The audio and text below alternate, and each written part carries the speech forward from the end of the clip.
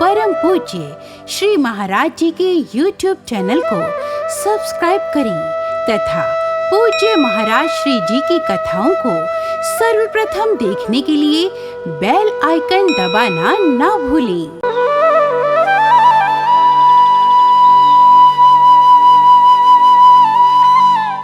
रामचंद्र जी ने पहली भक्ति माता सबरी को बताई, संतों का संग करो। दूसरी भक्ति बताई, कथा सुनो। और तीसरी भक्ति है गुरु पद पंकज सेवा। निस्वार्थ भाव से आप लखपति रहो, चाहे करोड़पति रहो, चाहे अरबपति रहो, बिना पद प्रतिष्ठा के रह करके अपने गुरु दरबार में आकर के जो भी सेवा मिले पूरी लगन से करो, तुम्हें गुरु दरबार की सेवा करने से भगवान प्राप्त हो जाएंगे। चौथी भक्ति है, भगवान कहते हैं निष्कपट होकर के ईर्षा, द्वेष, छल, छिद्र का परित्याग करके जो मेरा भजन करता है उसको भी मैं जल्दी प्राप्त होता हूँ। और पांचवी भक्ति क्या बताई है? बोले मंत्र जाप मम दृढ़ विश्वासा, पंचम भजन सो वेद प्रकाशा। तुम्हारे गुरु जी के द्वारा तुम्हें जो मंत्र प्राप्त हुआ है, जिसको गुरु मंत्र कहा जाता है, गुरु मंत्र दुनिया में सबसे श्रेष्ठ मंत्र कहा गया है। गुरु मंत्र तारक मंत्र कहलाता है। जो गुरु मंत्र तुम्हें प्राप्त हुआ है उसी गुरु मंत्र पर पूरा विश्वास करके सुबह शाम दिन रात अपने गुरु मंत्र का जाप करते रहिएगा। गुरु मंत्र के द्वारा भी इस कलयुग में भगवान की प्राप्ति संभव है, संभव है। कितनी भक्ति हो गई? पहली संतों का संग, दूसरी भक्ति प्रभु की कथा, तीसरी भक्ति गुरु दरबार की सेवा, चौथी भक्ति निष्कपट होकर के भगवान का गुणगान, पांचवी भक्ति गुरु मंत्र, और छठवीं भक्ति है छठ दम सील बिरत बहु कर्मा। दंभ, कपट, पाखंड, इन सब को छोड़ करके संत और सज्जन पुरुषों की सेवा करते रहिएगा, आपको भगवान की प्राप्ति हो जाएगी। ये छठवीं भक्ति है। सातवीं भक्ति बताई है भगवान रामचंद्र जी ने माता सबरी के लिए कि मेरी पूजा करना बहुत अच्छी बात है, मेरी जो पूजन करता है उस पर मैं प्रसन्न होता हूँ, लेकिन मेरी पूजा करने के पहले यदि कुछ संतों की पूजा करता है तो भगवान कहते हैं उस पर मैं जल्दी प्रसन्न होता हूँ। मोते संत अधिक कर लेखा, मुझे मानो या ना मानो लेकिन संतों को जरूर मानना। आप देख रहे हैं इस तरफ से, इस तरफ ठाकुर जी ही ठाकुर जी विराजमान है, और इस तरफ देखो, इस तरफ मंदिर से लेकर के वहां तक के बिल्कुल संत ही संत हैं। और इन संतों में से इन 9 दिनों में बहुत सारे संत यहाँ पर आकर के गए हैं दर्शन दे करके। मोते संत अधिक कर लेखा, भगवान कहते हैं जो मेरी पूजन करने के पहले संतों का पूजन करता है उसके ऊपर मैं बहुत जल्दी प्रसन्न होता हूँ। कितनी भक्ति होगी बाबूजी? कितनी हो गई? 7। और 8वीं भक्ति कौन सी है? बोले आठम जथा लाभ संतोषा, सपने हूँ नहीं देखई पर दोषा। जो कभी दूसरे में कमियां नहीं ढूंढता है, दूसरों में दोष नहीं देखता है, खुद में गलतियां देखता है, खुद में दोष देखता है, और दूसरों में केवल अच्छाइयां ही अच्छाइयां देखता है, भगवान कहते हैं ऐसे भक्त को मैं बहुत जल्दी प्राप्त हो जाता हूँ। लेकिन आजकल समस्या क्या होगी बाबूजी? आजकल इंसान अपने में गलतियां देखेगा या नहीं देखेगा? प्रेम से बोलो जय सिया राम। जय सिया राम। लेकिन सामने वाले में गलतियां जरूर देखेगा।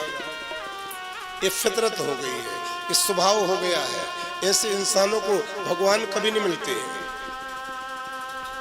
दूसरों में गुण व अपनी गलतियां देखा करो। एक बार क्या हुआ, वो चलनी नहीं होती, चलनी आटे चलने वाली, और सुई ये कपड़े सिलने वाली। तो एक बार ज्योति दीदी ये सुई और चलनी दोनों मिल गई।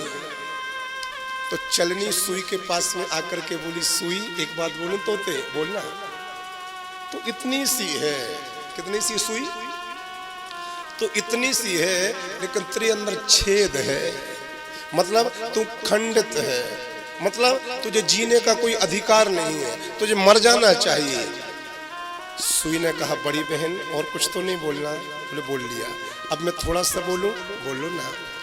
मेरे अंदर एक छेद, तुमको वो तो दिख गया, लेकिन बड़ी बहन चलनी तुम तो छिद्रों से भरी पड़ी हो, तुम्हें अपने छिद्र नहीं दिखाई देते?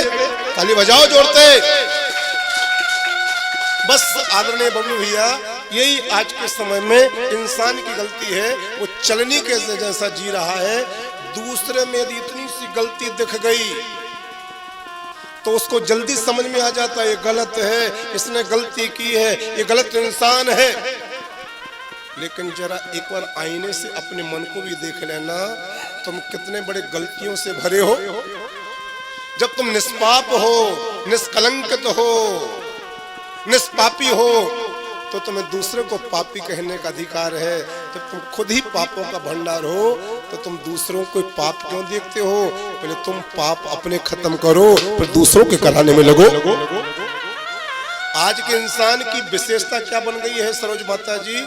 सामने वाले की थाली में यदि छोटी सी इल्ली गिर जाए तो इंसान को जल्दी दिख जाती है, तेरी थाली में इल्ली पड़ी है, लेकिन खुद की थाली में एक बिल्ली भी आके बैठ जाए तो दिखाई नहीं देती है। मनुष्य खुद गलतियों का भंडार है, पुतला है, लेकिन खुद की गलतियां नहीं देखता, वो दूसरों की गलतियां ढूंढने में लगा रहता है। राम कथा कहती है कि आठम जथा लाभ संतोषा, सपने वो नहीं देखा ही परदोषा। जो परदोष नहीं देखता है, जो पर निंदा नहीं करता है, जो पर बुराई नहीं करता है, जो सबके सामने नतमस्तक हो जाता है, भगवान कहते हैं ये मेरी 8वीं भक्ति है, और ऐसे भक्त के लिए मैं अति शीघ्र प्राप्त हो जाता हूँ। और 9वीं भक्ति बताई है, नवम सरल सब सन छलहीना मम भरोस ये हरस न दीना। 9वीं भक्ति है, सब छोड़ करके एक भरोसे, एक बल, एक राम विश्वास। वो चातक पक्षी है ना, चातक पक्षी साल भर प्यासा रहता है। हाँ, वो इंतजार करता है जब स्वाति नक्षत्र की बूंद पड़ेगी, तभी मैं जल पीऊंगा और तृप्त होऊंगा। तो जैसे चातक पक्षी के जैसे वो चातक पक्षी स्वाति नक्षत्र की बूंद पर अपनी प्यास बुझाता है, स्वाति नक्षत्र की बूंद पर वो भरोसे में बैठा है, उसी प्रकार जो भक्त सबको छोड़ करके, सबसे आशा, सबसे भरोसा त्याग करके केवल एक भगवान पर भरोसा करता है। भगवान कहते हैं मेरी 9वीं भक्ति है, और जो सबसे भरोसा त्याग करके केवल मेरे भरोसा पर रहता है, भगवान कहते हैं उसके ऊपर मैं अति शीघ्र कृपा करता हूँ। कितनी भक्ति हो गई? 9। भगवान कहते यदि 9 भक्ति किसी के जीवन में हो तो वो तो बिल्कुल सबरी के जैसा बन जाता है, अर्थात भगवान दर्शन देने स्वयं उसके दरबार में जाते हैं। लेकिन 9 भक्ति यदि आप अपने जीवन में ना उतार पाओ तो 9वां हो, जिनके एक ही होई नारी पुरुष सचराचर कोई। 9 भक्ति में से किसी के पास में यदि एक भक्ति भी आ जाए तो भगवान कहते हैं सो अतिशय प्रिय भामनी मोरे, वो भक्त मुझे बहुत प्रिय होता है, बहुत प्रिय होता है।